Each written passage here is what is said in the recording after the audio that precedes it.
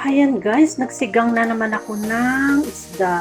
So, ayan, sariwa itong nabili ko. Tingnan nyo. Yung gitna, tinira ko kasi piprito ko siya. O, diba? Ang mahal niya, grabe. 2 piraso, $18.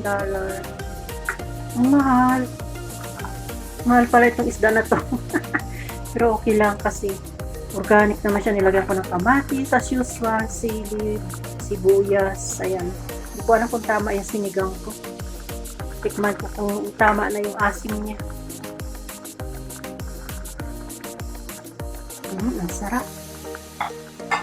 At siyempre yung ating talbos ng kamuti. Parang kulang yung kanyang sabaw guys. Kulang siya sa asin. Maya ako natin plano. Ayan, o diba, ang dami ko nang kakinabang sa 2 kong paso na kamuting bagay. Habang tinatalbusan ko siya, maano siya, yung tawag dito, lalong dumadami yung kanyang talbo, lalong kumakapal yung talbos niya pag tinatalbusan pala siya. 2 paso lang yung nabuhay. Yung sa mahabang paso, hindi namatay. Ayan, para hindi siya madurog. So, ayan guys. Sira na naman ang diet ko nito. Pero mas gusto ko talaga yung mga luto na ganito kaysa bili sa mga restaurant, mamamahal na puno ng kung ano-anong nilalagay ng mga chemical. Diba? Ito organic talaga siya na. Alam mong wala siyang halong mga hindi siya oily, wala siyang oil.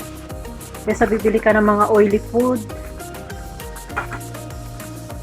Tapos may mga halo ng mga yun. So ayan, tingnan nyo. Sarap na naman ang sabaw nitong higop ko ng sabaw. O saan pa kayo? So ayan lang guys. At ako'y kakain muna. At ayan ay luto na.